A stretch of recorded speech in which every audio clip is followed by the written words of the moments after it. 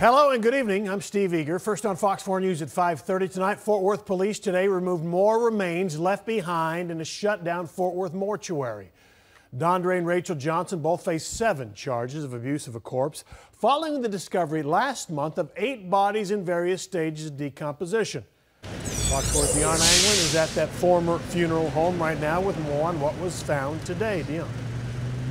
Well, they found a dark-colored box with what's believed to be cremated ashes inside the box. Actually, they found more than a half dozen of these types of containers with ashes inside since crews have been here cleaning this building. This is the door we opened up where we knew we'd find the bodies. A look back at a disturbing discovery. A member of the property management team gives us our first look inside the building that was once the Johnson family mortuary, where decaying bodies were strewn about. Now we've learned since then, cleaning crews have discovered likely cremated remains inside the building, new since that July day. 8 or 9 boxes, the latest investigators came by to collect today. The garage area is where we found the rest of the bodies.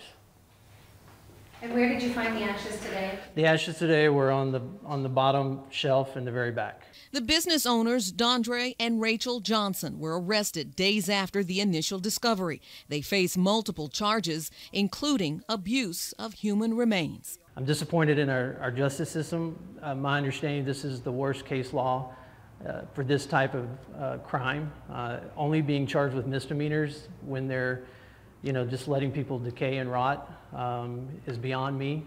Rick, who only wants to reveal his first name, says all of this began to unravel as they were in the process of evicting their tenants for failing to pay rent.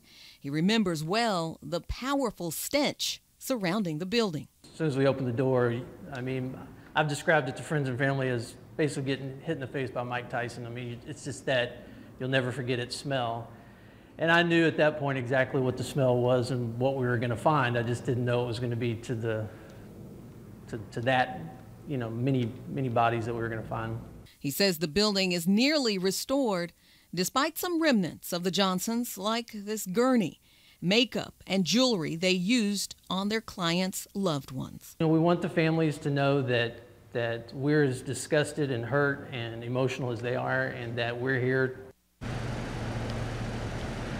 Now, these newly discovered remains, police say, don't necessarily mean there will be additional charges filed against the Johnsons. And by the way, both of them have upcoming court dates, one at the end of September, the other the beginning of October. Steve? All right, Dion, take us back. This whole thing started because the Johnsons were being evicted for not paying their rent. Then the bodies were found, the remains were found. So do we know how far behind on the rent they were?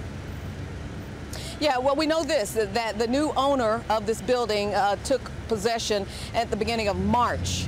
And they say that they never received a rent payment except one that came from the Lifetime television network. And as you know, we've reported the Johnsons were involved in a reality TV show that was being filmed at the time.